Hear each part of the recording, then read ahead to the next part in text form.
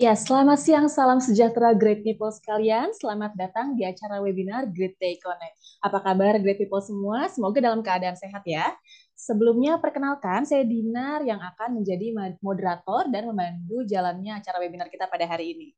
Kami senang sekali Great People dapat bergabung dan mengikuti webinar kami untuk membahas topik yang sangat menarik sekali nih, berjudul Becoming Data Driven HR, Tools, Techniques, and Best Practices for HR bersama dengan narasumber kita pada hari ini yaitu Bapak Yusuf Botigao selaku Head of IT Project Development di Kongguan Group serta sebagai Data Driven Human Capital Practitioner. Nah, sebelum kita memasuki acara, saya ingin membacakan terlebih dahulu rundown ataupun rangkaian acara kita pada hari ini. Yang pertama akan diawali dengan perkenalan company profile dari Grid DHR, lalu dilanjutkan dengan pemaparan materi oleh speaker kita, dan ditutup dengan sesi tanya jawab. Pada sesi tanya jawab nanti, Great People diperkenankan untuk bertanya melalui kolom Q&A dengan format username lalu dilanjutkan dengan pertanyaan. Nah, nantinya pertanyaan seputar materi akan dijawab langsung oleh narasumber kita. Setelah mengikuti webinar ini, Great People yang hadir juga berkesempatan untuk mendapatkan e-certificate yang akan dikirimkan melalui email terdaftar dalam beberapa hari kerja. Jadi dipastikan untuk mengisi datanya dengan sesuai ya. Untuk mendapatkan e-certificate tersebut, Great People dapat mengikuti step-step berikut. Yang pertama, mohon untuk screen capture acara webinar hari ini, lalu posting di Instagram masing-masing dengan kesan-kesan Great People sekalian mengenai webinar kita. Jangan lupa juga untuk follow Instagram Great DHR Indonesia dan juga tag Instagram Great DHR Indonesia. Pastikan juga untuk akun Instagramnya mohon untuk tidak di private ya. Dan yang terakhir, Great People juga dapat mengisi survei melalui QR Code yang akan saya berikan pada akhir sesi nanti. Jika ada kendala terkait e-certificate-nya, seperti misalnya kesalahan penulisan nama, Great People dapat menghubungi saya melalui nomor 0822 4677 5889. Baik, sebelum masuk ke acara inti, izinkan saya untuk memperkenalkan sedikit mengenai Grid DHR. Grid DHR sendiri merupakan aplikasi HR untuk proses payroll dan juga HR yang terintegrasi, di mana Grid DHR menyediakan solusi modern dan sederhana untuk membantu Great People mengurus penggajian, perhitungan pajak, kehadiran, pengajuan cuti, sampai dengan reimbursement. Grid HR telah memiliki pengalaman lebih dari 21 tahun dan didukung oleh lebih dari 400 tim support. Saat ini Grid HR sudah dipercaya oleh lebih dari 2.000 perusahaan dan memiliki lebih dari 1 juta pengguna aktif. Berikut ini beberapa klien yang sudah mempercayakan Grid DHR untuk menjadi partner HRIS-nya. Nah, sekarang supaya kita lebih sama-sama mengenal lagi nih Grid DHR, mari kita saksikan bersama video singkat untuk perkenalan Grid DHR. Pekerjaan HR jadi lebih mudah dengan Grid DHR. Kelola data karyawan dan otomasi payroll dalam satu sistem. Grid DHR dilengkapi dengan berbagai fitur yang terintegrasi, sehingga meningkatkan efisiensi perusahaan dan produktivitas karyawan. Monitor kehadiran karyawan dengan teknologi face recognition dan geotagging. Tidak perlu khawatir akan kendala sinyal, karena Grid DHR menyediakan mode absensi offline. Seluruh laporan kehadiran dapat di-download dalam satu klik. Karyawan dapat mengajukan cuti dan lembur melalui aplikasi dengan fitur Workflow Approval. Pantau aktivitas kerja karyawan dengan akurat.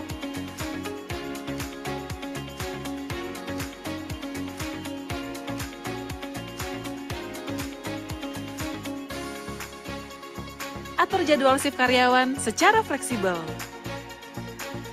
Ucapkan selamat tinggal pada penggajian manual.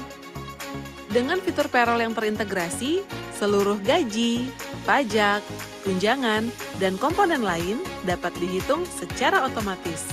Tersedia juga e-payslip yang mudah diakses. Ukur kinerja karyawan dengan fitur performance.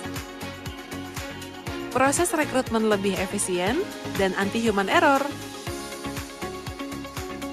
Bantu karyawan penuhi kebutuhan darurat dengan akses tarik gaji prorata sebelum tanggal penggajian. Rasakan pengalaman HRIS yang lebih baik. Bergabung bersama lebih dari 3.000 perusahaan di seluruh Asia. Great Day HR, do something great every day. Baik, itu dia tadi perkenalan singkat melalui video tentang Great Day HR. Nah, khusus bagi Great People yang menghadiri webinar hari ini, kami memiliki promo yang sangat menarik berupa harga spesial yang sangat terjangkau nih. Cukup dengan Rp500.000 saja, Great People dapat menggunakan fitur HRIS secara lengkap. Jadi cocok sekali untuk perusahaan yang baru merintis ataupun bagi perusahaan-perusahaan kecil dan juga menengah. Jika Great People tertarik untuk mengetahui lebih lanjut mengenai promo ini, silakan berikan komentar di kolom chat, nanti akan dibantu oleh tim kami ya. Selain itu, kami juga ingin mengumumkan kepada Great People bahwa Great Day Connect saat ini sudah memiliki community sebagai wadah khusus yang tentunya akan bermanfaat bagi rekan-rekan praktisi HR. Jika Great People tertarik dan ingin terhubung dengan praktisi HR lainnya, silakan scan QR code berikut atau mengunjungi link yang saat ini tersedia di layar. Untuk selanjutnya, tanpa berlama-lama, saya akan mengundang terlebih dahulu pembicara kita pada hari ini, yaitu Bapak Yusuf Botigaos, selaku Head of IT Project Development di Kongguan Group dan juga merupakan Data Driven Human Capital Practitioner. Selamat datang, Pak Yusuf. Silakan bisa bergabung dengan Great People di sini semua. Iya, selamat siang, Pak Yusuf. Apa kabar, Pak? Baik. Iya, sudah sepertinya teman-teman di sini sudah siap semua nih Pak untuk mendengarkan pemaparan materinya mengenai data driven HR karena saat ini seperti yang kita ketahui ya Pak untuk teknologi AI kemudian semua analisa yang berbasis data itu sedang marak digunakan dan juga tentunya dapat membantu kinerja dari teman-teman dan juga rekan-rekan praktisi HR. Untuk materinya sudah siap ya Pak ya, jadi bisa kita langsung mulai saja. Oke, Mbak. Sebentar. Oke, baik kalau Bisa gitu. sehat? Boleh, silakan Pak. Oke. Oke, sudah terlihat ya Pak ya? Baik, oke. Mungkin perkenalan dulu, Bapak Ibu. Sebelumnya saya Yusuf Putri Gaus seperti yang disampaikan oleh Bu Dinar. Saya saat ini bekerja di Kongguan Group sebagai Head of IT and Project Development, kurang lebih seperti itu. Saya cukup lama bergerak di bidang HR dan IT, kurang lebih seperti itu. Untuk lebih detailnya, Bapak Ibu bisa lihat di link saya nanti. Mungkin kita langsung ke materi aja. Jadi hari ini saya coba mempresentkan kurang lebih uh, topiknya adalah data driven HR gitu ya. Uh, Mari kita mulai. Jadi ini ada sebuah apa namanya kata dari Dev Ulrich ya. Nah, Dev Ulrich Pak, mungkin kalau praktisi HR sudah pada kenal ya, udah tahu lah ya siapa itu Dev Ulrich. Di sini dia menyebutkan bahwa sustainability comes when HR is not about HR, but about stakeholder dan business impact. Kurang lebih begitu ya. Jadi agak ini juga ya, agak unik. HR itu bukan tentang HR aja gitu. Kurang lebih. Jadi HR itu lebih ke business impact gitu. Apa yang dilakukan oleh HR itu harusnya mempunyai business impact. Kurang lebih seperti itu. Kemudian jadi apa sih yang dimaksud dengan apa tadi yang disampaikan oleh Jeff Urlich kurang lebih saya coba apa namanya deskripsikan dalam gambar ini. Kurang lebih dalam satu organisasi itu kita pasti mempunyai apa ada niche terhadap bisnis ya. Masing-masing organisasi itu berbeda. Jadi ada bisnis sendiri, ada bisnis need sendiri, dan itu masing-masing unik gitu ya. Nah, masing-masing unik ini pasti akan terkait dengan workforce-nya, kurang lebih seperti itu. Ada apa namanya sumber daya manusianya seperti apa itu berbeda masing-masing bisnis. Nah, ini yang kita sebut dengan apa kita lihatnya apa namanya workforce-nya sudah cukup nggak gitu. Jadi pertanyaan apakah sumber daya manusianya sudah bisa apa namanya memenuhi kebutuhan dari bisnis kurang lebih seperti itu. Nah, di situ HR yang akan masuk untuk menjembatani kurang lebih. Jadi HR menjembatani sehingga nanti didapatkan suatu sumber daya yang efektif yang dapat membantu kurang lebih kinerja apa namanya eh, perusahaan ya kurang lebih. Jadi seperti itu. Lalu jadi dari sini bisa kita simpulkan sebenarnya bahwa HR itu apa sih gitu ya tujuan utamanya. Paling simpel sih sebenarnya HR itu sebenarnya adalah satu departemen yang eh, tugasnya adalah memastikan bahwa sumber daya manusia itu eh, daya manusianya itu tepat guna lah, kurang lebih untuk organisasinya. Jadi kalau sumber dayanya efektif, pastinya organisasinya juga efektif. Lalu apa itu data driven HR gitu kurang lebih. Nah, dari dalam setiap proses di dalam HR, mulai dari end to end kalau misalnya ini dari rekrutmen hingga nanti offboarding, itu pasti ada proses-proses yang kita lakukan. Kurang lebih data driven HR itu kalau kalau bisa disebut adalah simpelnya suatu kegiatan yang apa namanya menggunakan data di dalam proses-proses HR. Apakah itu rekrutmen, apakah itu kemudian hiring, apakah itu performance review, kurang lebih.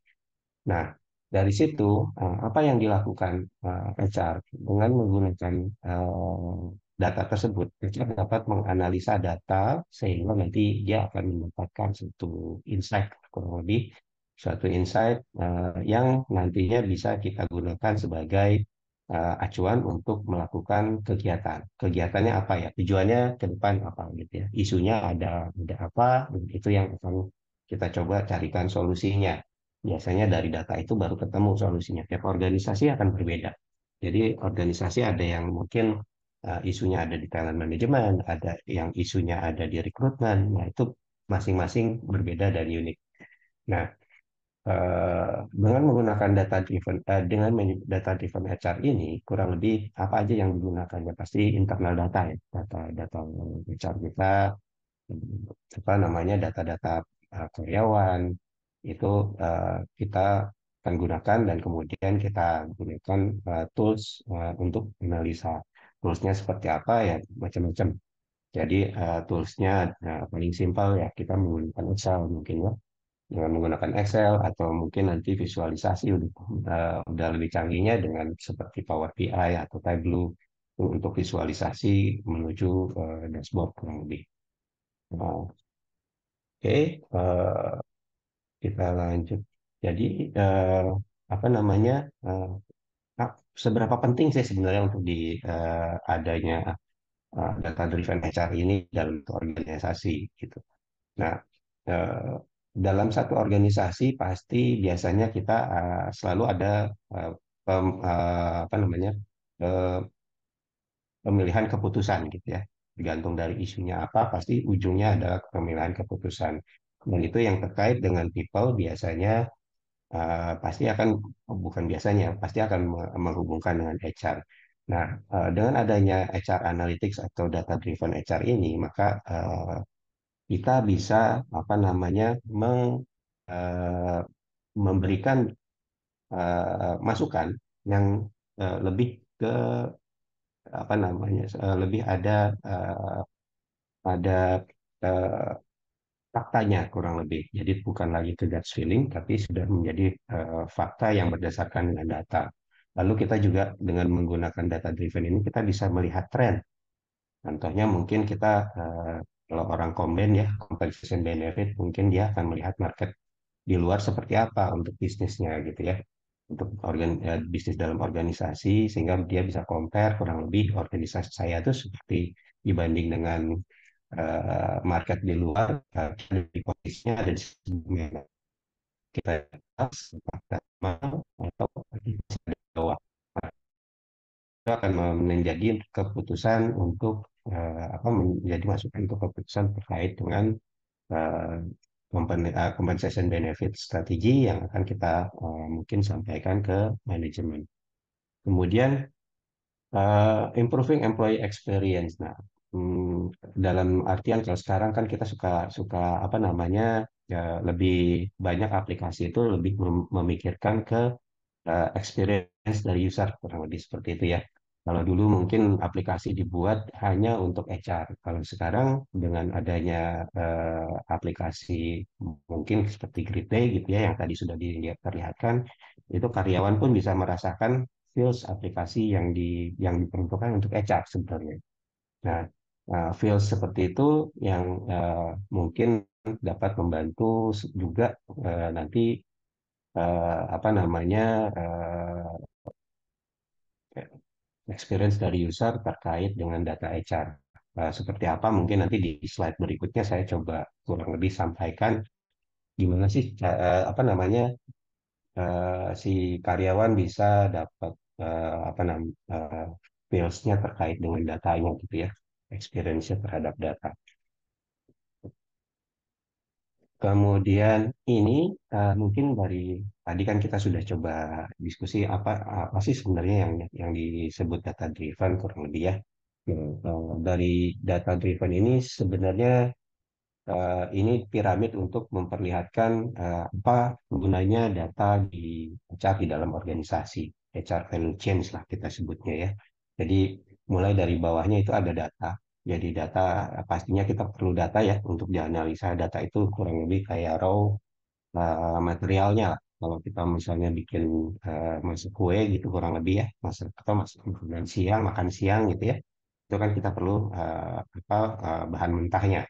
Nah, bahan mentahnya ini adalah data kurang lebih. Nah, data itu setelah diolah kurang lebih menjadi informasi.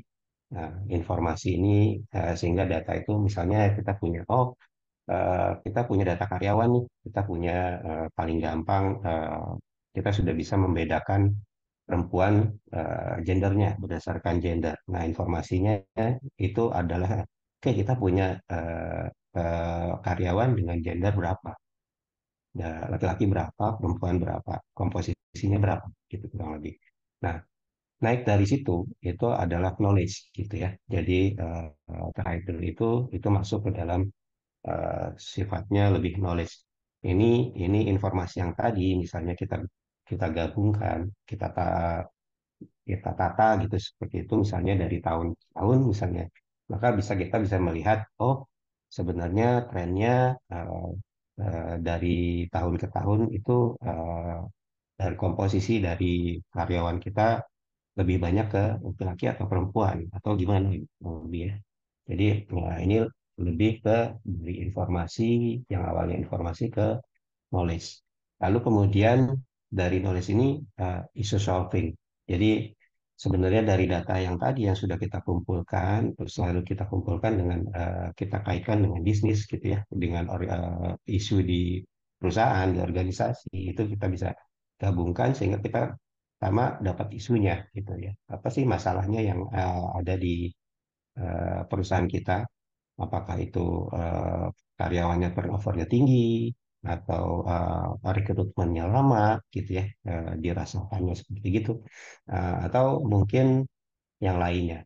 Nah, ini yang kemudian nanti kita dari data-data tersebut kita coba gabungkan untuk dijadikan sebagai solusi untuk mengatasi isu tersebut gitu. Jadi eh, ada ada yang kita kumpulkan, kita dapat isunya, dan itu itu juga bisa data tersebut juga bisa kita ambil sebagai untuk solusi isu. Jadi kurang lebih masukan untuk mengatasi isu tersebut, kurang lebih begitu ya. Nah, yang di dua piramida ke bawah itu adalah foundationnya. Foundationnya dalam artian ini dasarnya. Nah, kalau dasarnya kurang bagus, maka ke atas isu kurang lebih akan hasilnya juga kurang bagus. Seperti kalau yang tetap ini ya garbage in, garbage out kurang lebih gitu ya. Tapi kalau dari situ kemudian begitu dapat knowledge, maka si ini adalah value yang dibuat dari HR. Kurang lebih yang seperti tadi saya sampaikan, ada trend kurang lebih turnover kita dari tahun ke tahun meningkat atau dari tahun ke tahun kita turun gitu. Nah, itu apakah dia bagus atau tidak kembali nanti dari keperluan bisnisnya. Nah, dari data-data tersebut ya yang paling atas ya diharapkan untuk mendapatkan value creation for business dalam artian menjawab kebutuhan bisnis. Tujuannya yang di awal tadi bahwa sebenarnya ujung-ujungnya adalah organisasi kita supaya bisa berjalan efektif dan seefisien mungkin. Nah, tugas kita di HR adalah untuk menyiapkan SDM-nya, gitu. Oke, saya lanjut. Nah, ini eh, kenapa gitu? Kenapa dan apa dan kenapa kita menggunakan HR Analytics? Lebih kalau tadi saya banyak ngomong aja ya kelihatannya gitu ya seperti apa mungkin dari sini bisa kelihatan lebih sedikit kira-kira gambarannya apa sih gunanya data gitu ya. Jadi kalau pertama mungkin kita ini contohnya si Emily nih. Emily dia tuh kelihatan orang pintar, dewan yang pintar, tapi atasannya mungkin ragu gitu ya. Dia untuk dipromosikan. Nah, dengan adanya data, itu kita bisa menggabungkan data-data yang terkait si Emily ini eh, untuk menjadikan melihat promotability-nya, kurang lebih persentasenya. Nah, ini kaitannya dengan talent ya, manajemen. Jadi, dia apakah si karyawan tersebut mampu untuk eh, misalnya dipromosikan ke posisi yang lebih atas. Nah, di sini dari data tersebut bisa dilihat nanti kalau apa namanya dari waktu ke waktu trennya seperti apa, kemudian risknya seperti apa, itu bisa dilakukan by system. Kurang lebih seperti itu. Nah, untuk itu pasti dibutuhkan satu sumber data apa namanya yang bagus pasti ya, sumber data yang sudah ditata rapi sehingga nanti kita bisa mendapatkan hasil yang ada di sebelah kanan ini kurang lebih. Baik. Oh, sorry.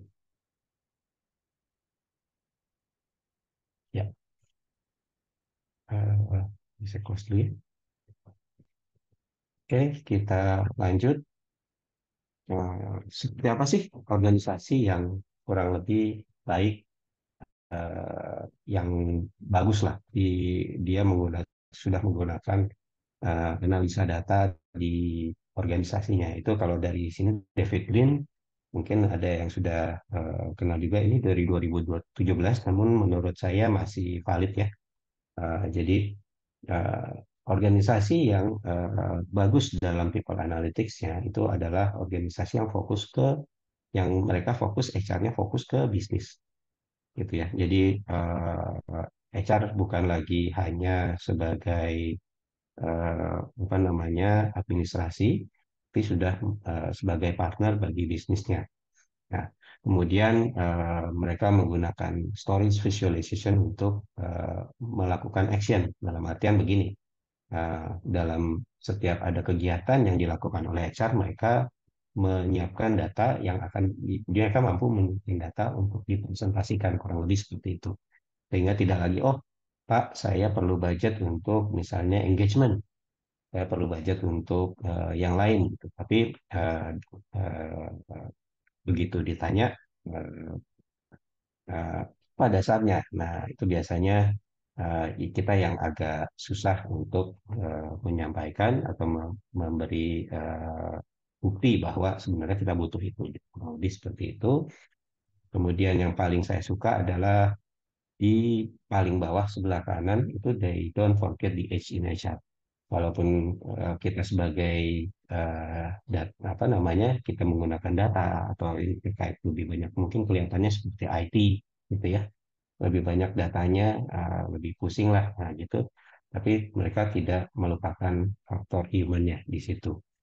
Nah, eh, yang lainnya kurang lebih ini bentuk data yang diperlukan, ya apa yang eh, bisa dilihat sebagai apa namanya acuan apakah organisasi kita sudah mature di eh, dalam people analytics ya. Oke, dalam people analytics kurang lebih ada eh, tiga tipe, tipe analisa. Kita bagaimana kita bisa menganalisanya. Ini eh, yang ada deskriptif. kemudian diagnostik, prediktif, dan preskriptif. Nah, deskriptif dan diagnostik ini adalah kita menganalisa data di masa lalu, kurang lebih historical ya. Nah, historical. Lalu dari data historical tadi itu bisa berkembang menjadi kita bisa memprediksi data apa kedepannya seperti apa. Nah, itu ada prediktif dan preskriptif. Nah, seperti apa sih contohnya ya? Kalau misalnya di deskriptif lebih ke kan report ya, report atau ad hoc reporting. Biasanya kita mau minta report apa gitu ya. Reportnya ada berapa sih jumlah tadi jumlah karyawan yang laki-laki, jumlah karyawan yang perempuan, ada berapa karyawan yang ada di Sumatera, ada berapa karyawan yang ada di Jawa, kurang lebih seperti itu. Nah, ini masih dalam sifatnya sebagai deskriptif. Itu mungkin berguna, tapi kalau misalnya kita sampai presentasi mungkin ya, kalau misalnya HR mungkin di sini teman-teman juga ada yang rutin ikut monthly meeting mungkin ya di dalam organisasinya dengan manajemen. Nah, kalau Anda sampaikan hanya data sekian, jumlah sekian, dan what biasanya pertanyaannya. Oke, then what? Kita punya 100 karyawan, 50 laki-laki, 50 perempuan gitu kurang lebih. Oke, then what gitu.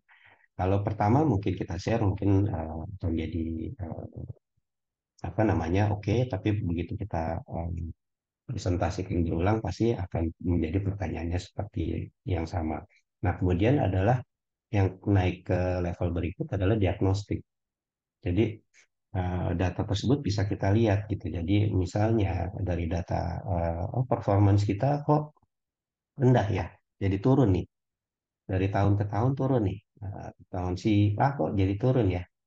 Atau apa namanya si B nih tadinya rajin, oh sekarang jadi agak uh, absennya agak belang bentong ya, gitu kurang lebih. Nah, itu levelnya sudah di diagnostik. Jadi data yang dilihat adalah udah berupa tren di situ. Di situ ada tren di historical ya. Jadi bisa kita lihat oh dari sini apa namanya dari waktu ke waktu perubahannya seperti apa. Nah, kita masuk ke dalam prediktif. Lalu kalau masuk ke dalam prediktif kita bisa kurang lebih forecast gitu ya. Jadi, oke, misalnya dalam organisasi kita di manufacturing lah kurang lebih ya, manufacturing dari tahun ke tahun, oh biasanya kita akan banyak punya karyawan di bulan-bulan tertentu gitu ya, di bulan-bulan tertentu, oh karena kan habisnya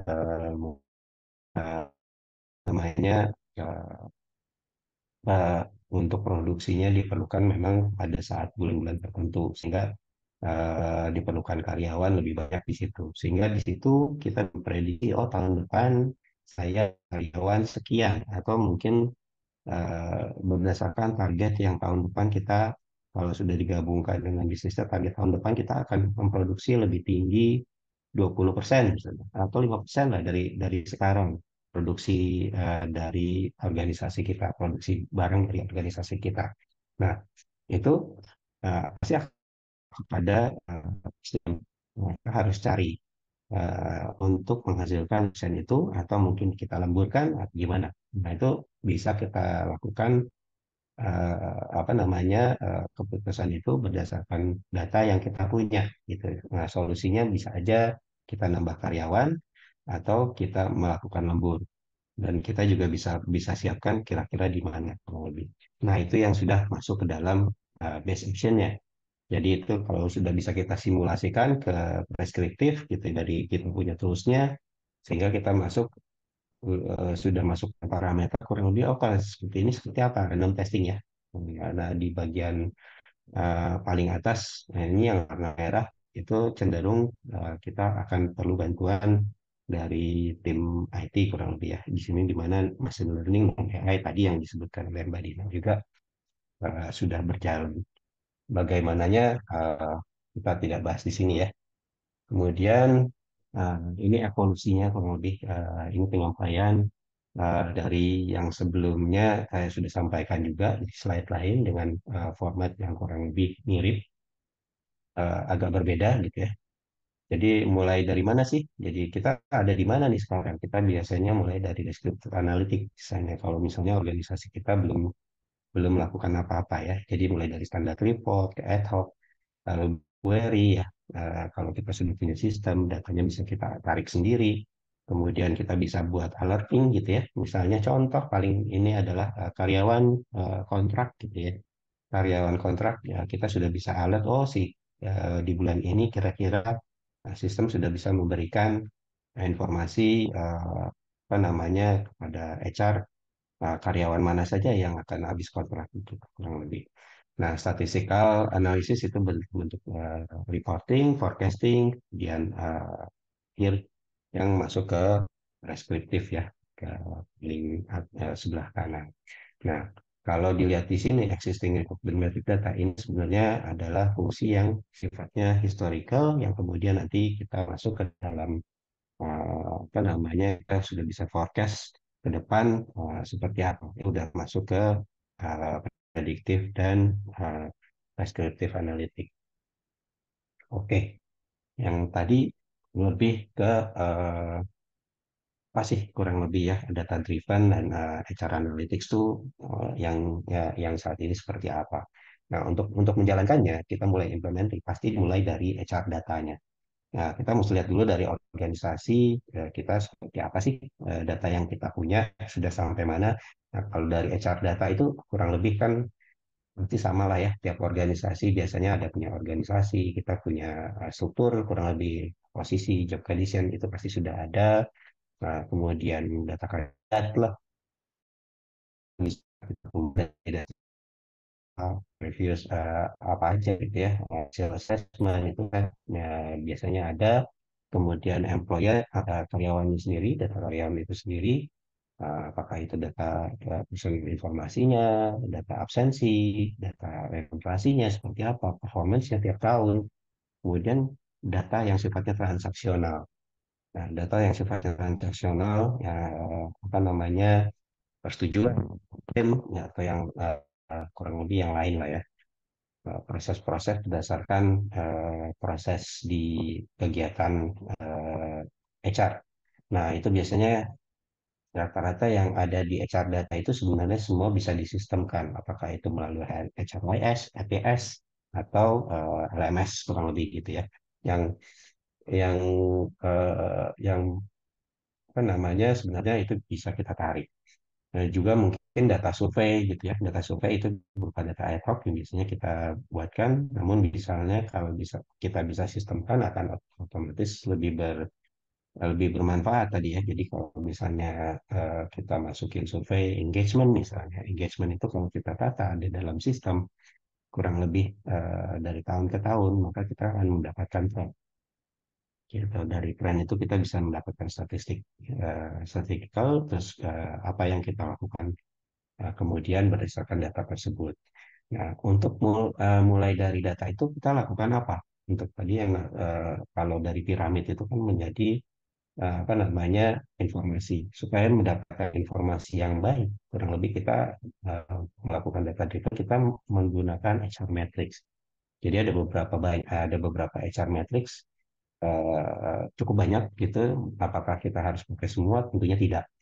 Jadi balik lagi ke dalam organisasinya, kita mau isunya yang ada di organisasi itu apa, dan waktu kita track itu sebaiknya kita pilih beberapa saja yang secara konsisten kita lakukan pengukurannya, sehingga nantinya bisa kita lakukan yang tadi apa namanya kita bisa melihat tren dan statistikal segalanya ya, kurang lebih seperti itu.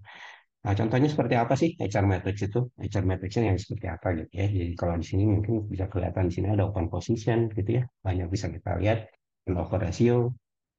Kemudian kita bisa bandingkan antara employee cost dengan revenue seperti apa gitu ya. Cycle of hire atau training hours gitu ya. Itu adalah HR matrix yang mungkin common kalau misalnya kita siapkan di dalam reporting atau dashboard kita lah. Ya. Nah, ini ada cycle of hire monitor kurang lebih ya. Kalau di sini kita lihat ada dibagi menjadi yang kurang dari 10, 10 sampai 20, 21 sampai 30, kemudian lebih dari satu bulan. Nah, ini kita bisa track sebenarnya ini menjadi nanti sebagai acuan untuk KPI satunya ya, KPI dari rekrutmen misalnya. Apa untuk merekrut itu perlu berapa hari sih? Nah, gitu kurang lebih merekrut level tertentu itu bisa kayak berapa hari sih ininya, depannya. Nah, dari situ kita bisa membuat misalnya tadi kalau disebut lama gitu ya. Nah, ini bisa bisa jadi satu acuan, satu data yang buat kita lihat benar nggak sih sebenarnya itu lama dan isunya sebenarnya ada di mana? Ada di approval atau ada di selection atau ada di sourcing gitu ya. Nah, itu kurang lebih yang bisa uh, nanti akan dielaborate setelah matrix ini bisa mengeluarkan data. Oke, contoh lain adalah ini. Ini simpel sebenarnya population age spreading gitu ya. Jadi kalau kita mau lihat, oh di sini kita banyak kalau di data grafik ini kita lebih banyak ada di sekitar 21 umur 21 karyawan kita ada lebih banyak di umur 21. Dan ini tiap tiap karyawan pasti berbeda. Jadi ini simpel sebenarnya untuk nanti kalau misalnya dikembangkan, kalau misalnya kan ada yang pernah baca requisite organization itu juga kita bisa eh, kembangkan ini menjadi talent acquisition chart, di mana nanti dari sini kita bisa combine dengan performance dan apa namanya kompetensi, sehingga nanti bisa kita lihat per level itu mana yang sudah apa namanya yang sudah ready untuk naik, ada di level mana, kemudian umurnya berapa, dan itu akan bisa jadi masukan juga untuk apa namanya putusan misalnya ada posisi kosong tertentu atau kita mau memperlebar perusahaan gitu ya, mana saja orang yang bisa kita bantu untuk di posisi tersebut. Oke, tadi dari HR data kemudian sudah masuk ke dashboard. Nah, satu hal lagi yang penting di data driven adalah visualisasi. Jadi sebenarnya ini tidak memerlukan teknis khusus ya. Jadi kalau misalnya apa namanya eh, kalau melihat oh HR analytics atau data driven nih HR gitu ya, dari HR analytics itu pusing gitu ya kurang lebih. Oh ini kerjaannya kerjaan mirip-mirip orang IT ya. Enggak juga sebenarnya. Jadi ada di HR analytics ini kita bisa di setiap kegiatan itu ada yang namanya visualisasi. Nah, visualisasi ini adalah mungkin simpelnya adalah di mana kita merangkum semua data itu yang sudah ada, matriks yang sudah ada, untuk kita visualisasikan dalam bentuk presentasi mungkin ya, atau dashboard, itu yang bisa menjelaskan bahwa ini isunya. Ini ada isunya dan kemudian apa solusinya.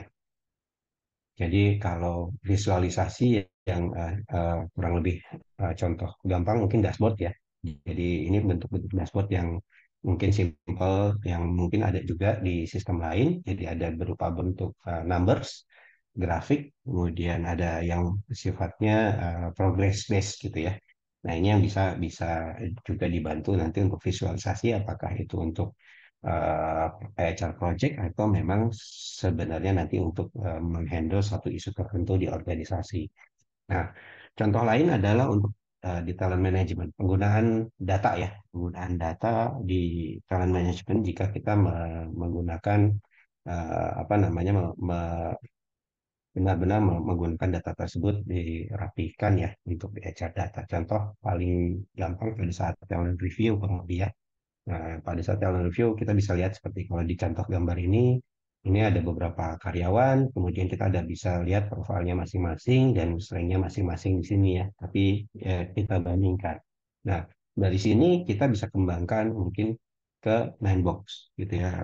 Kalau rekan-rekan HR mungkin sudah pernah lihat, sudah pernah dengar loh, atau sudah mencoba malah sudah ini box. Jadi dari apa namanya dari profil-profil ini kita bisa masukkan ke dalam nine box atau tadi talent maturation chart, apa saja yang bisa dipakai, pilihannya tergantung dari HR dan organisasinya, itu sah-sah aja.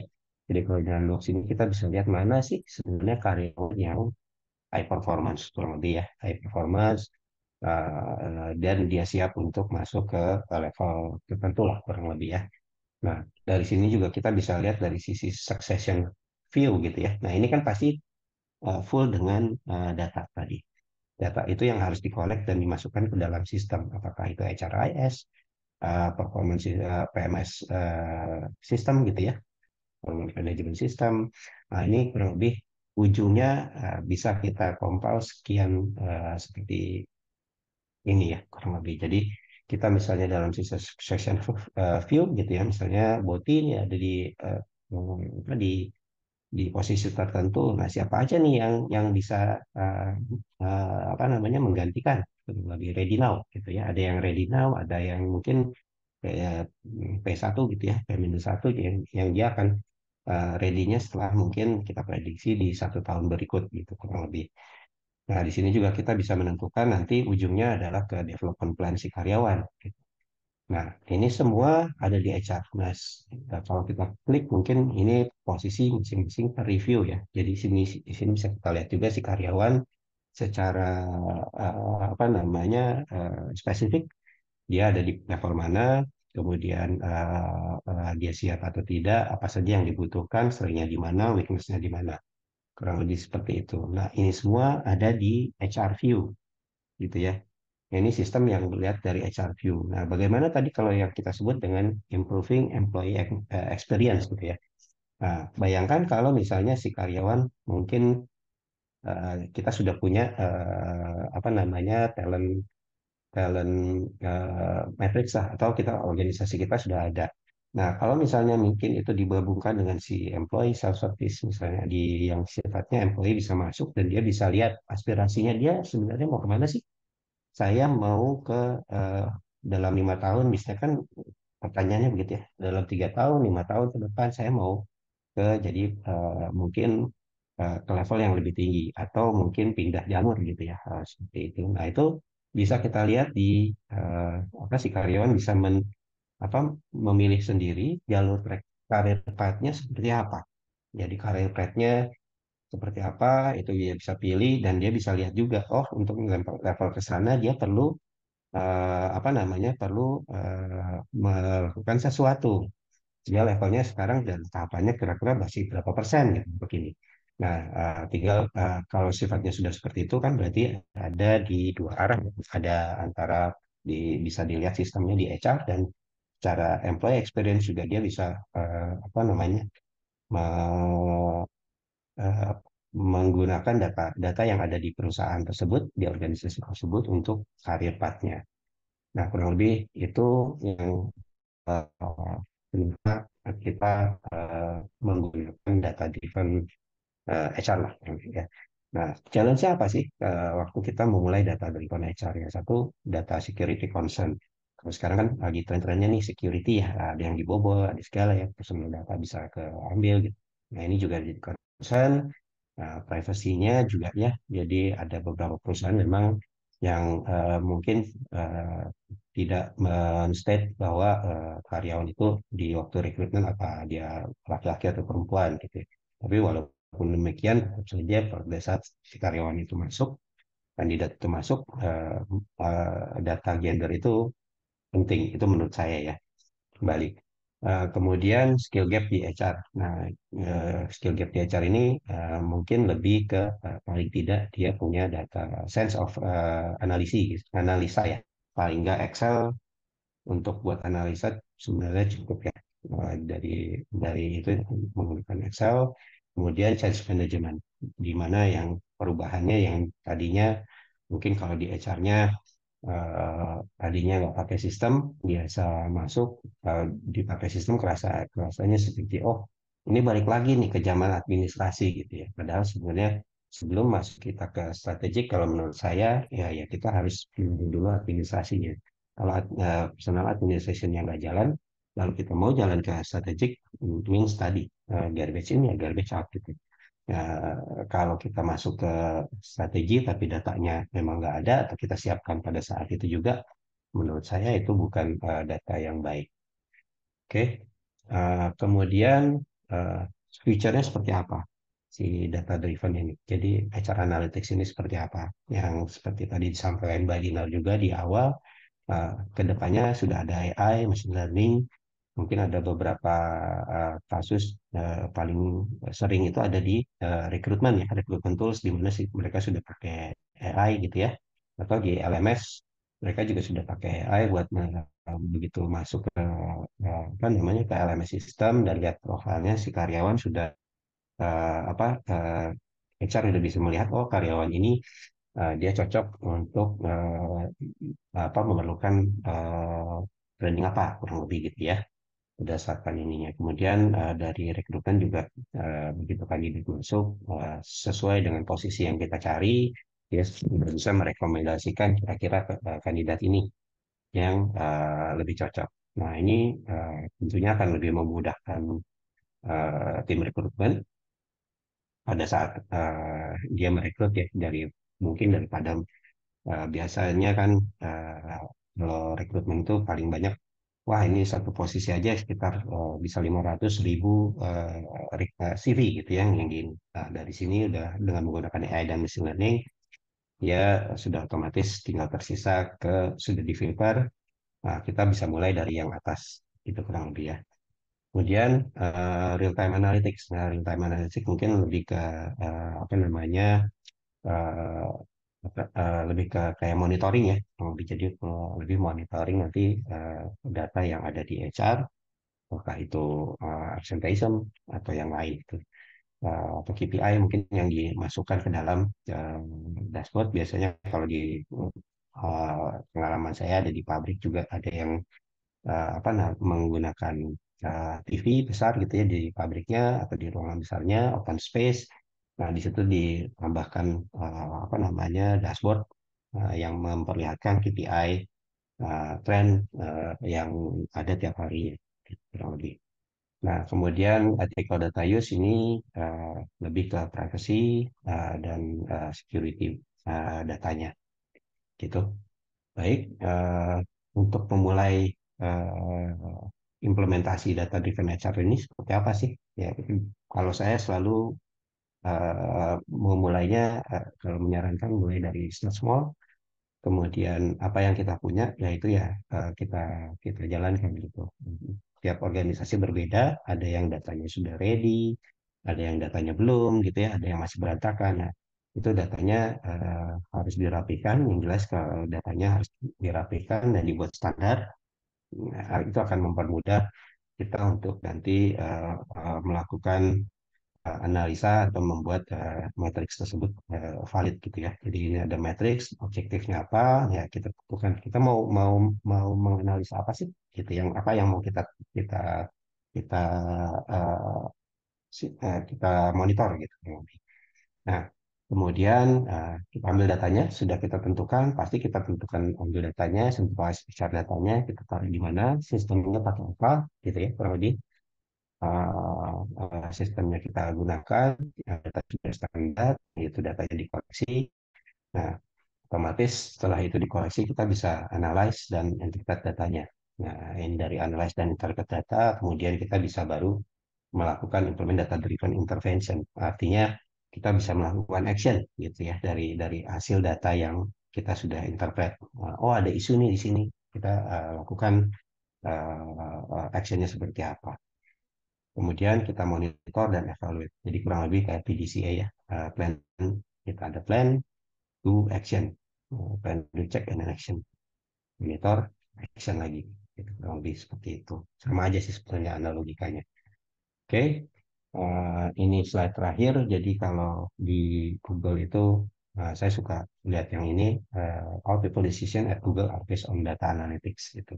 Itu sesuatu hal yang mungkin bisa dicoba juga di organisasi rekan-rekan. Oke, sekian mungkin dari saya presentasinya. Eh, saya kembalikan ke Mbak Dinar. Baik, terima kasih Pak Yusuf atas pemaparannya yang luar biasa sekali.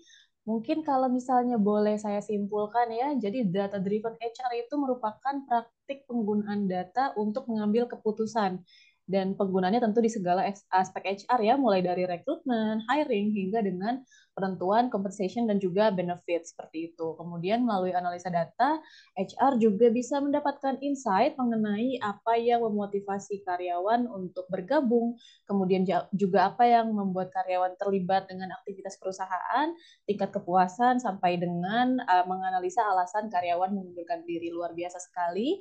Jadi pada akhirnya data driven ini dimanfaatkan untuk menentukan dan mengambil keputusan ya Pak Yusuf ya untuk menciptakan manajemen dan ekosistem kerja yang lebih baik. Nah, itu dia tadi pemaparan mengenai data driven HR.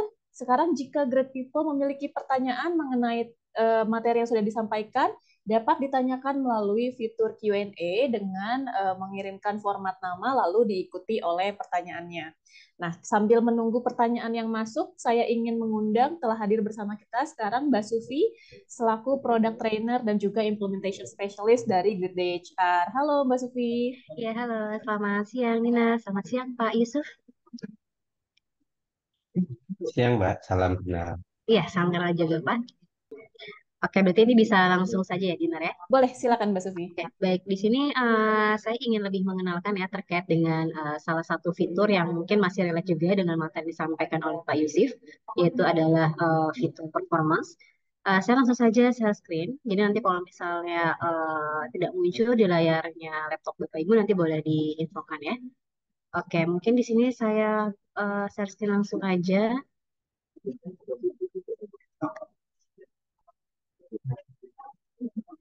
Oke, boleh dibantu ya Dinar ya untuk tampilannya sudah muncul ya. Sudah muncul Mbak Sufi. Oke. Baik, jadi ini adalah tampilan dari fitur performance yang terdapat pada sistem HR Grouply, di mana untuk pembuatan KPI ini ya atau indikator KPI performance ini adalah nanti Bapak Ibu membuat terlebih dahulu periode KPI-nya. Biasanya KPI-nya itu bisa dibuat seperti bulanan atau misal per 3 bulan, per semester ya. Di mana nanti terkait dengan indikator KPI-nya itu adalah sesuai dengan kebutuhan dari Bapak Ibu ya. Apa saja tugas-tugas yang memang nanti ditentukan target oleh perusahaan. Nah, di sini saya contohkan salah satu di mana untuk membuat periodenya nanti bisa di input di sini. Kemudian untuk pemilihan tipe serta untuk deadline-nya ya dari tanggal berapa sampai tanggal berapa dan nanti bisa diinput juga terkait dengan nama karyawan di dalam periode tersebut. Di sini sudah ada salah satu contohnya. Di sini saya kebetulan buatnya itu adalah periodenya untuk tim marketing. Di sini saya generate untuk 2 karyawan atas nama Rena Nose dan Kabul Hayudi. Sedangkan nanti kalau misalnya untuk membuat indikatornya, kita bisa buat secara massal dengan template yang terdapat pada sistem Grid.day. Kita tinggal download aja.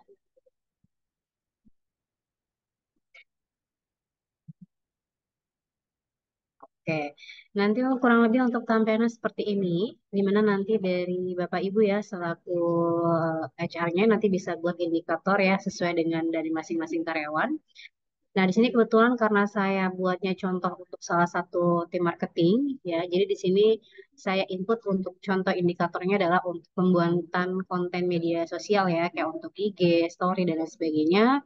Kemudian ada untuk target untuk pengerjaan video produk ya, sama untuk promo produk.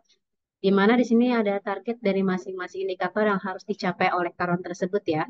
Targetnya harus ada 10 konten, kemudian ada 5 video yang harus dibuat ya, sama ada juga untuk program atau promo produk yaitu adalah sebanyak 7. Nah, nanti sini bisa diinput terkait dari masing-masing bobot ya, dari setiap indikator ya. Biasanya kalau ada salah satu indikator yang memang lebih besar bobotnya itu bisa diinput ya di bagian kolom sini, disesuaikan saja dengan masing-masing indikator. Nanti kalau sudah itu tinggal diupload saja. Tinggal diupload di sini, select file di sini, kemudian nanti tinggal klik upload. Nah, nanti pada saat klik upload di sini, Bapak Ibu bisa memastikannya kembali terkait dengan indikator KPI-nya itu sudah diterima di masing-masing karyawan. Jadi nanti muncul tampilannya kurang lebih seperti ini ya, Bapak Ibu.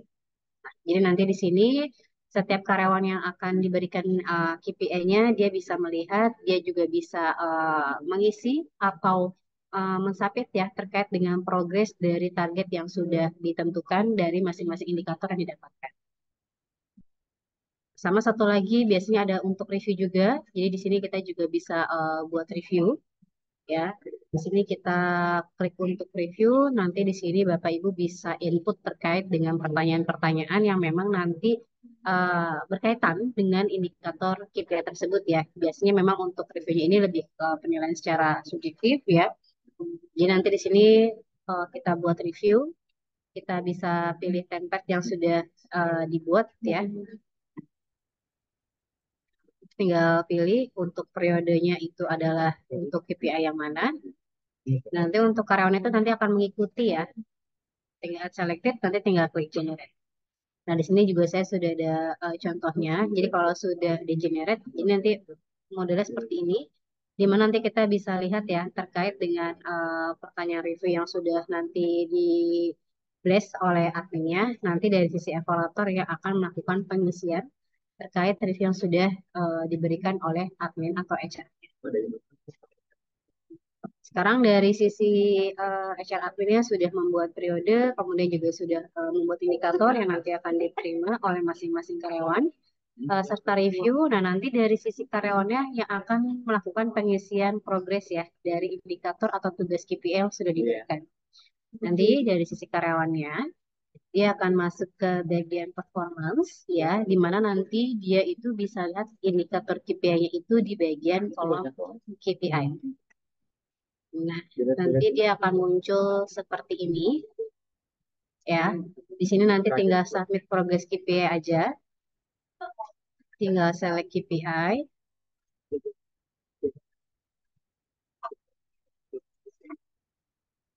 Oke, sedang. Nah, nanti di sini kita bisa isi ya setiap indikator KPI yang diberikan oleh HR admin.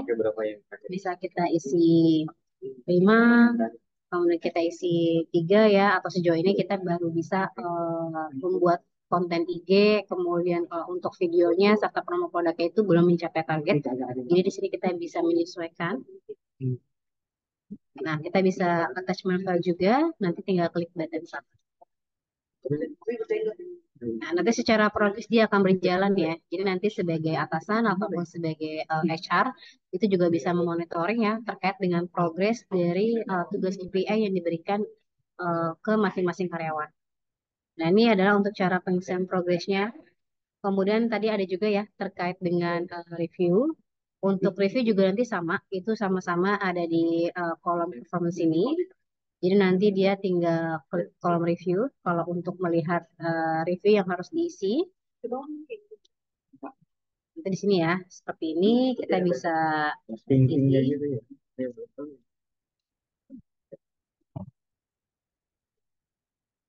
Oke, ini kita bisa kasih rating ya sesuai dengan yang nanti telah diatur sebagai evaluator.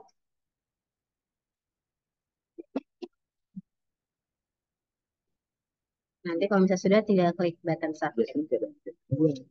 Nah, nanti untuk hasil dari KPI dan review baru nanti akan masuk ke penilaian akhir ya, atau kita biasanya menamakan adalah apresial, di mana nanti dari masing-masing atasan itu nanti juga bisa untuk mengisi penilaian akhir dari kedua-duanya ya.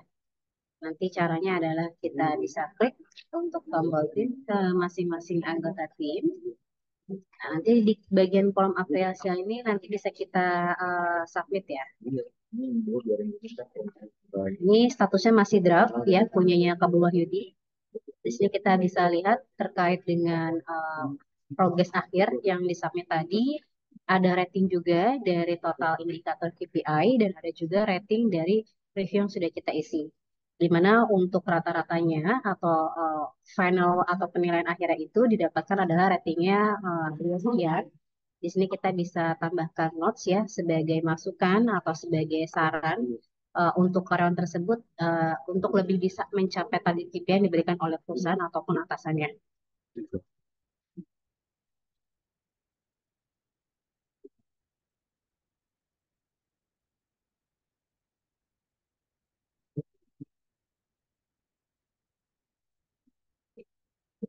Oke. Nanti di sini jika sudah, tinggal kita klik submit aja, ya. Nah, nanti kalau sudah disubmit, tinggal nanti dari sisi HR-nya itu melakukan publish penilaian, agar dari masing-masing karyawan itu bisa lihat sendiri ya di akun performance masing-masing, histori dia dari progresnya, kemudian hasil ratingnya itu dapatnya berapa, kemudian saran yang diberikan dari atasan ataupun dari HR itu apa saja, nanti kita harus publish terlebih dahulu. Jadi kita bisa masuk ke bagian performance management di awal. Kita tinggal klik lagi saja di sini. Nanti di sini akan ada kolom publish. Di sini kita bisa set ya. Nah, nanti kalau sudah sukses seperti ini pun dari sisi admin bisa tahu juga ya dia masuk ke kategori karyawan apa. Di sini kita ada untuk nine box-nya ya atau plan-nya. Baik, terakhir dari saya adalah terkait dengan report. Nah, mungkin biasa juga dari sisi HR itu dia butuh juga ya terkait dengan data atau laporan dari seluruh kinerja karyawan ya yang tadi KPI itu. Nah, itu bisa tarik data di sini. Jadi kita ada untuk reportnya yang bisa akses nanti hanya dari sisi HR-nya saja. Nah, ini kita bisa tarik data laporannya. Sehingga kita download aja via Excel untuk formatnya. Nah, nanti dia bentukannya seperti ini. Dan ini memang untuk reportnya bisa dilihat secara berulang ya. Sedangkan kalau untuk dari karyawan, dia hanya bisa lihatnya di apresialnya masing-masing ya, di kolom performance-nya tadi. Tapi kalau untuk dari sisi HR, dia bisa untuk tarik data dalam bentuk Excel. Nah, kurang lebih seperti ini. Bisa kelihatan juga dari indikatornya sama, kemudian juga dari bobot dan targetnya. Serta di sini juga ada ya terkait dengan persentase dari angka atau nilai progres yang tadi disubmit oleh karyawannya. Ada untuk ratingnya juga dan ada untuk total dari rating deh atau final apresial beserta untuk skornya. Oke, baik itu adalah sekilas gambaran dari fitur performance yang terdapat pada sistem Grade HR. Kalau misalnya nanti Bapak Ibu ingin tahu, nanti bisa ya untuk menghubungi customer service Grade HR. Oke, mungkin itu saja Dinar dari saya. Ini saya kembalikan ke Mbak Dinar, silakan. Baik, terima kasih Mbak Sufi atas sedikit informasinya mengenai Grid DHR nih, bagaimana Grid DHR bisa membantu teman-teman praktisi HR dalam mengenerate data ya. Nah, untuk selanjutnya sudah ada beberapa pertanyaan yang masuk. Pak Yusuf, apabila sudah siap untuk lanjut ke sesi Q&A, bisa kita lanjutkan? Baik, kalau gitu. Ini ada pertanyaannya dari Ibu Siti Nasariah, sepertinya dua-duanya dari Ibu Siti ya Pak ya. Untuk Ya, pertanyaan yang pertama, apabila perusahaan terpaksa melakukan layoff berdasarkan data-driven, faktor apa saja yang perlu diperhatikan dalam mengambil keputusan? Nah, ini sepertinya relate dengan beberapa startup yang akhir-akhir ini lagi layoff ya, Pak ya. Mm-mm. Mungkin jika ingin dijawab langsung, silakan. oke. Eh, oke, ini berdasarkan kalau saya menjawab mungkin berdasarkan pengalaman aja ya. Jadi kalau misalnya perusahaan tergantung melakukan layoff-nya ini seperti apa? Itu masalah atau seperti apa? Dalam artian berarti kalau kayak yang sekarang itu kan eh, di startup-startup tadi yang Mbak Dina sampaikan itu lebih ke yang apa pengeluaran mungkin karena efisiensi yang lebih begitu ya. Jadi eh, yang perlu di faktor apa aja yang perlu diperhatikan dalam mengambil keputusan tersebut adalah pastinya dilihat dulu. Jadi organisasinya ini tujuannya akan tetap berjalan dengan menggunakan resource yang memang di apa namanya diminimalkan atau memang arahnya sudah mau di apa namanya organisasi ini akan tutup gitu kurang lebih. Kalau begitu kan sebenarnya satu faktornya yang perlu dibuat dianalisa biasanya dianalisa itu adalah satu kalau saya layoff orang sekian banyak berapa biayanya dari sisi organisasi ya yang bisa mungkin kita bantu untuk apa calculate. Bahkan mungkin kalau di beberapa sistem dulu yang saya alami adalah kita sebenarnya punya tools untuk melihat dalam satu ini misalnya satu pabrik kita akan tutup nih kalau saya tutup pabriknya kurang lebih dalam 1 tahun ini, 2 tahun lagi atau 3 tahun lagi berapa biayanya. Nah, ini sebenarnya bisa dilakukan analisa dari sisi HR atau bisa disistemkan dengan asumsi-asumsi tertentu pastinya ya. Kemudian faktor lain adalah eh, eh, dari kalau dilihat dari talentnya yang di dalam, pastinya kan kita memerlukan menimbang-nimbang yang akan kita keep adalah talent yang bagus kurang lebih begitu ya. Nah kalau misalnya dengan tadi ada data sistem yang sudah ada, data yang sudah rapi gitu ya, performa bisa sudah ada, kemudian dari tahun ke tahun kita bisa lihat. Dari situ ya kita mungkin bisa melakukan analisa lebih enak. Jadi mana kurang lebih yang ada di line box, mana yang di level paling atas ya, paling atas sebelah kanan, mungkin atas kanan, tengah, ini tengah gitu. Itu yang kita prioritaskan untuk di keep. Nah, yang sudah pasti akan di layoff adalah yang bagian paling kiri bawah. Itu kurang lebih seperti itu.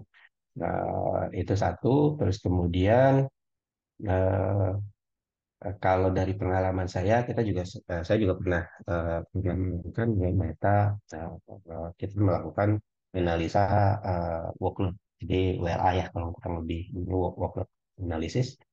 Nah itu dalam satu organisasi kurang lebih kita bisa lakukan workload sehingga dalam itu kita masukkan ke dalam sebuah struktur, kayak struktur organisasi di kita seperti apa. Nah, itu bisa kita compare nanti dengan job desk yang ada, kemudian hasil workload-nya, kemudian dari situ kita bisa apa namanya, memberikan masukan untuk restrukturisasi. Jadi mungkin kalau sekarang satu organisasi, misalnya saya IT, mungkin ada seratusan atau 200-an karyawan di bawah saya. Nah, kemudian, nah kalau dari situ mau dilihat sebenarnya efektif atau tidak atau kita ada keperluan untuk layoff. Nah, dari hasil WLA tersebut bisa kelihatan mungkin di bagian mana saja sebenarnya yang kira-kira bisa dioptimalkan. Pastinya dengan menganalisa FTI gitu ya. Kalau dari situ baru kita bisa lakukan action. Kurang lebih paling nggak dari situ sih. Mungkin itu cukup menjawab kah, uh, Bu Siti? Oke, sepertinya sudah cukup jelas ya Pak ya. Jadi Oke. pada awalnya memang harus dianalisa dulu apakah ini layoff-nya untuk tetap melanjutkan perusahaan atau mungkin pilot gitu ya. Jadi di awalnya perlu dianalisa juga ya Pak ya. Oke, baik. Untuk masih dari Ibu Siti Pak, pertanyaan selanjutnya. Lalu, apakah penerapan data driven ini dapat mempengaruhi tempat kerja menjadi lebih baik dalam jangka pendek? Jika iya, apakah ada contoh konkretnya? Ya, ini mungkin berkaitan tadi dengan yang tadi juga.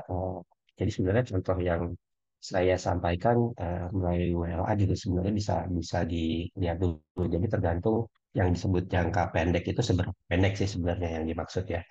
Nah, contoh dari hasil misalnya saya yang sampaikan tadi di workload analysis itu kita lihat otomatis perusahaan sedang resesi ini contohnya ya, perusahaan sedang resesi maka perlu ada efisiensi sehingga efisiensi kita mau coba lihat analisa dari workload si karyawan dan strukturnya.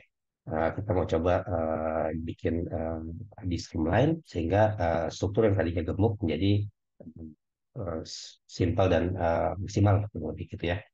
Nah, supaya masuk ke situ otomatis itu sama kayak apa namanya ya, kalau misalnya dalam satu kapal gitu ya, satu kapal kita udah kebanyakan gitu. Karya isinya pun tidak enak ya, tidak aman gitu ya. Semua misalnya bisa bisa kita dari ya nggak usah kapal lah, KRL. Kalau kita masuk ke KRL gitu, jam berapa kan sudah disediakan gitu ya, kurang lebih ya. Disediakan. Nah, kalau disediakan penuh, dat gitu sampai kita bisa pencet, itu pasti gak enak.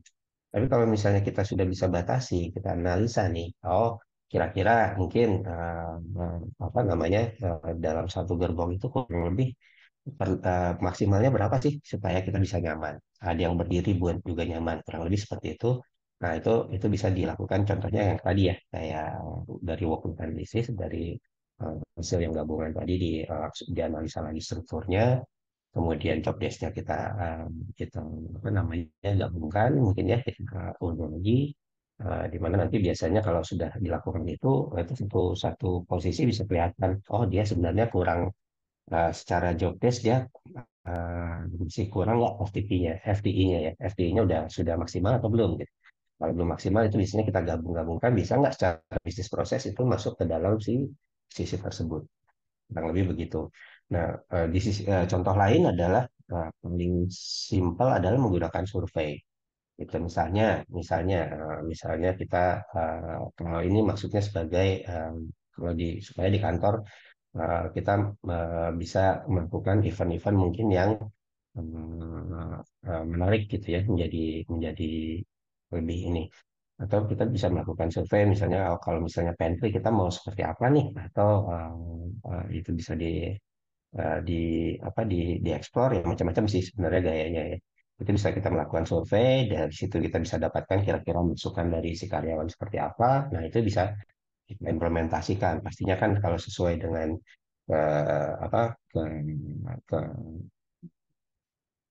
apa namanya masukan karyawan atau di dengan kebutuhan manajemen kalau itu cocok harusnya lebih enak ya untuk diaplikasikan sama mungkin kalau pada saat training lah pada saat mungkin di situ ada learning session misalnya apa namanya mungkin leadership sharing gitu ya leadership sharing akhir apa namanya di akhir training dimasukkan feedback feedback form. Nah, feedback form ini kan sebenarnya bisa dimasukkan sebagai data. Data untuk kita mengimprove kira-kira ke depan apa sih yang bikin lebih elit nih? Apa sih yang kira-kira karyawan bisa bikin datang datang ke si leadership sharing itu gitu ya. Oh, itu bisa itu dari sisi kalau misalnya peserta yang hadir. Kalau misalnya yang hadir nggak ada, mungkin bisa kita cari yang survei di dilempar ke semua karyawan itu kurang lebih. Nanti akan ketemu isunya kan sebenarnya. Jadi konsepnya sama sebenarnya dari data itu kita cari isunya apa, kita cari datanya, kumpulkan koleksi datanya, kemudian dari data itu kita bisa olah, kita visualisasikan kira-kira oh isunya yang untuk menghandle ini cocoknya apa, kurang lebih begitu. Mungkin itu ya Bapak Ibu. Baik, terima kasih banyak Pak Yusuf atas jawabannya. Semoga menjawab ya Ibu Siti Nasariah. Baik, seperti yang sudah disampaikan di awal, untuk mendapatkan e-certificate, Great People bisa scan QR code yang saat ini tersedia di layar, dan nanti mohon untuk dijawab beberapa pertanyaan di form survei tersebut. Dan e-certificate-nya akan kami kirimkan melalui email yang terdaftar dalam beberapa hari kerja. Dengan demikian, berakhir sudah acara Grid Day Connect kita pada hari ini dengan tema Becoming Data Driven HR, Tools, Techniques, and Best Practices for HR. Terima kasih yang sebesar-besarnya kepada Pak Yusuf atas kesediaannya, sudah berbagi, meluangkan waktu dan pengetahuannya untuk kita semua. Terima kasih juga kepada Great People yang sudah meluangkan waktunya untuk berpartisipasi dan juga mengikuti sesi webinar kita pada hari ini. Semoga yang disampaikan oleh Pak Yusuf tadi dapat berguna bagi kita semua ya. Akhir kata, saya Dinar, beserta tim Grip Day HR, pamit undur diri. Mohon maaf apabila masih banyak kekurangan dalam webinar ini. Sampai jumpa di Grip Day Connect selanjutnya. Selamat sore dan have a great day. Mbak. Terima kasih rekan-rekan. Terima kasih semuanya. Selamat sore.